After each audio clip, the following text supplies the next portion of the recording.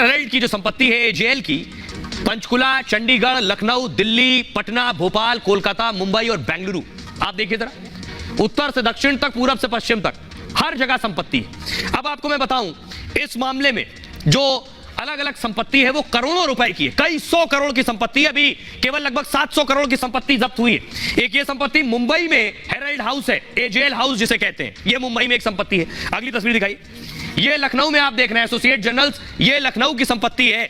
इन सारी संपत्तियों पर एक्शन हुआ है। आइए अब सीधे और सरल भाषा में इस पूरे स्कैम को आपको समझाने जा रहा हूं, जिसमें आरोप है गांधी परिवार ने बहुत आसानी से सिर्फ कुछ लाख रुपए देकर कई 100 करोड़ की संपत्ति बना ली। कैसे, यहां से शुरू करेंगे। यह बात शुरू होती है जवाहरलाल नेहरू जी के वक्त से। कंपनी ये जो है एसोसिएट जर्नल्स लिमिटेड, ये कंपनी 5000 स्वतंत्रता सेनानियों के पैसों से बनाई गई। यह कंपनी 3 अखबार निकालती थी। अंग्रेजी अखबार नेशनल हेराल्ड छापती थी ये कंपनी, हिंदी अखबार नवजीवन भी छापती थी, उर्दू अखबार कौमी आवाज भी छापती थी। देश के प्रमुख हिस्सों में इसके दफ्तर थे एजेएल के। ये एसोसिएट जर्नल्स लिमिटेड को आप शॉर्ट करेंगे तो एजेएल हो जाएगा। पंडित नेहरू ने इसकी स्थापना की और कांग्रेस का मुखपत्र बन गया ये नेशनल हेराल्ड। इसकी स्थापना नेहरू जी ने की और फिर ये कांग्रेस का माउथपीस बन गया। जैसे शिवसेना का माउथपीस है, उसी तरह से ये कांग्रेस का माउथपीस बन गया। वो सामना है, ये नेशनल हेराल्ड है। 2008 में इसका प्रकाशन बंद हो गया। क्यों? क्योंकि 90 करोड़ के कर्ज में ये डूब गया। अब कंपनी को कर्ज से निकालना चुनौती थी, कैसे निकाला जाए?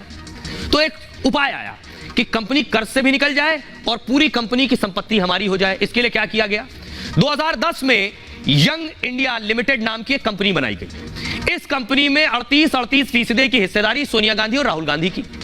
और इस कंपनी को एजेएल को कर्ज मुक्त करवाना था कि कर्ज से मुक्त कैसे हुई है, लेकिन पैसे इस यंग इंडिया के पास तो थे नहीं।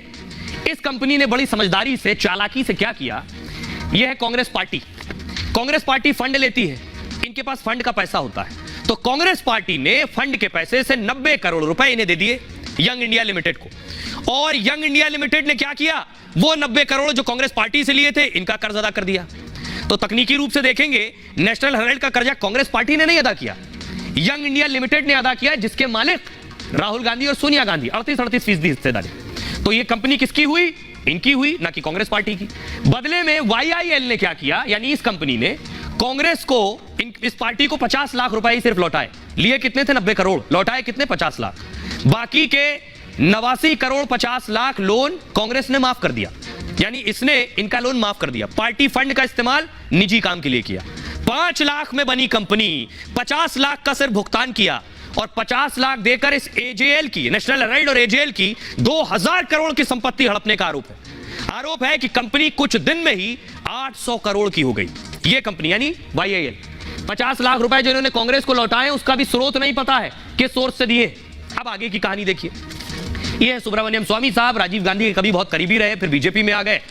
नवंबर 2012 को सुब्रमण्यम स्वामी ने केस किया। केस में सोनिया, राहुल आरोपी बनाए गए। पार्टी फंड से 90 करोड़ रुपए कर्ज का आरोप इन्होंने लगाया। ये पार्टी थी, पार्टी फंड से 90 करोड़। पार्टी फंड का पैसा निजी कंपनी में इस्तेमाल किया। एजेएल को 9 करोड़ जो शेयर थे वो मिल चुके थे। लोन के बदले ये शेयर इन्होंने ले लिए उसके, जिसमें एजेएल पर 99% कब्जा राहुल सोनिया का, इनकी कंपनी यंग इंडिया का हो गया। धीरे धीरे एजेएल की करोड़ों संपत्ति हथियाने लगे ये। जून 2014 को सभी आरोपियों को समन किया गया। अगस्त 2014 को ईडी ने केस दर्ज किया। 2019 में 64 करोड़ की संपत्ति जब्त हुई। दिसंबर 2015 को सभी आरोपियों को जमानत हुई। 2022 में राहुल गांधी से, सोनिया गांधी से पूछताछ हुई और दोनों से जुड़ी 752 करोड़ की संपत्ति जब्त हो चुकी। यह है पूरा एक्शन। अब सुनिए जरा वरिष्ठ वकील अश्विनी दुबे साहब को, जो बता रहे हैं क्या राहुल गांधी के जेल जाने तक की स्थिति है। सुनिए।